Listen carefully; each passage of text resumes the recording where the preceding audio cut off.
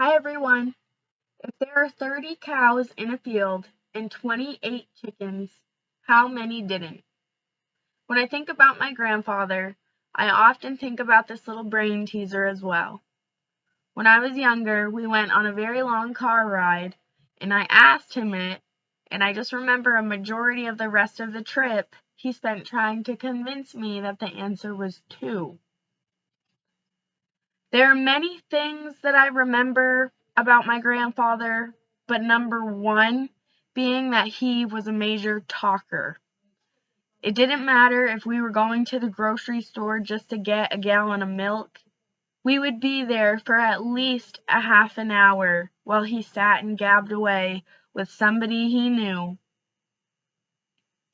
When I think about my grandfather, I always picture him in a camo jacket and a bright orange hat that says Maine across the front of it.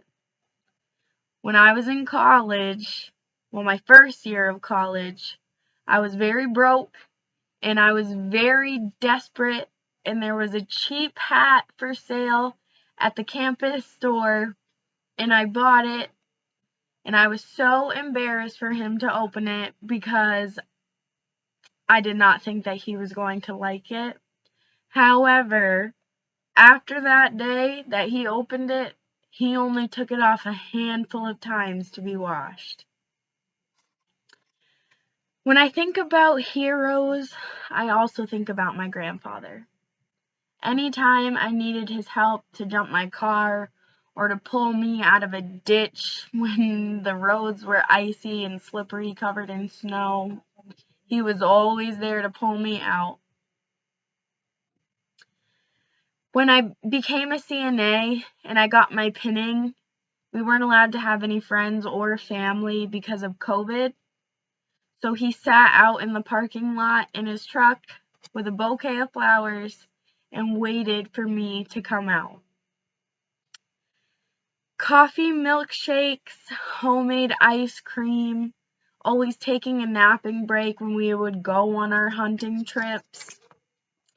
Him always trying to tip me over when we would go kayaking.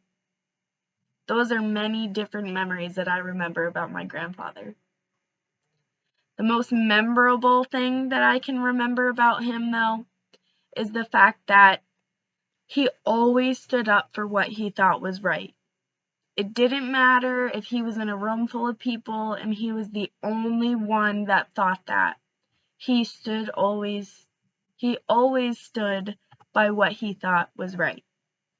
And that is what I admire the most about him. It takes a lot of courage to stand up to a bunch of people on your own, especially. I am so lucky to have been able to learn and grow and look up to such a wonderful person as my grandfather. He absolutely loved being a Maine hunting guide, and now I use the things that he has taught me every day to guide me through this crazy life today. Oh, and also, if you were wondering, the answer to the brain teaser in the beginning is 10. Thank you.